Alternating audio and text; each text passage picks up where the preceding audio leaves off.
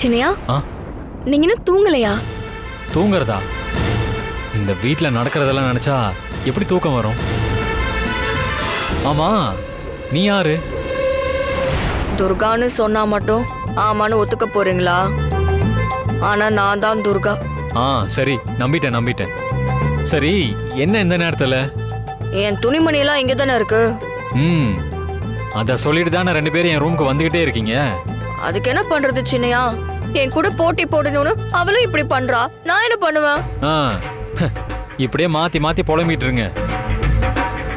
சரி, ஏதாவது எடுக்கணும்னா எடுத்துட்டு கிளம்பு. எதுக்கு இப்படி விரட்டுறீங்க? முன்னாடினா கொஞ்சம் வெளியில இருங்கன்னு சொல்லுவேன். இப்பதான் அதுக்கு அவசியம் இல்லையே. அவசியம் இல்லையா? நீ என்ன சொல்றேன்னு எனக்கு புரியல. உங்களுக்கு ஒன்னும் புரிய வேண்டாம். நீங்க எதுவும் பேசாம சும்மா இருங்க, அது போதும். ஆ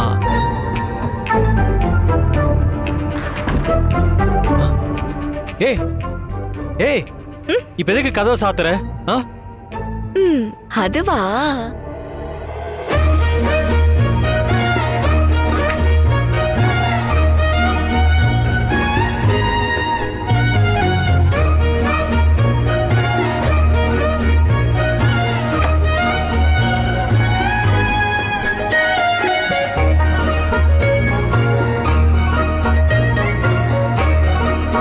சும்மாதான், நீங்க பாட்டுக்கு இருங்க. ஐயோ, இவ என்ன எனக்கு நிஜமாவே கண்ணு தெரியலன்னு நினைச்சுக்கிட்டு ஏன் முன்னாலே ட்ரெஸ் மாத்த போறாளோ? இப்ப என்ன பண்றது? ஏய், ஆ, என்ன சின்னையா, என்னாச்சு? ஆ, ஏன் திரும்பி உட்கார்ந்து இருக்கீங்க? நீங்க பாட்டுக்கு இருக்க வேண்டியதானே? இல்ல, அது வந்து நீ சேலைய மாத்துற, திரும்பி உட்காராம இருக்க முடியுமா? சேலையை மாத்துறேனா? நான் சேலையை மாத்துறேன்னு உங்களுக்கு எப்படி தெரியும்?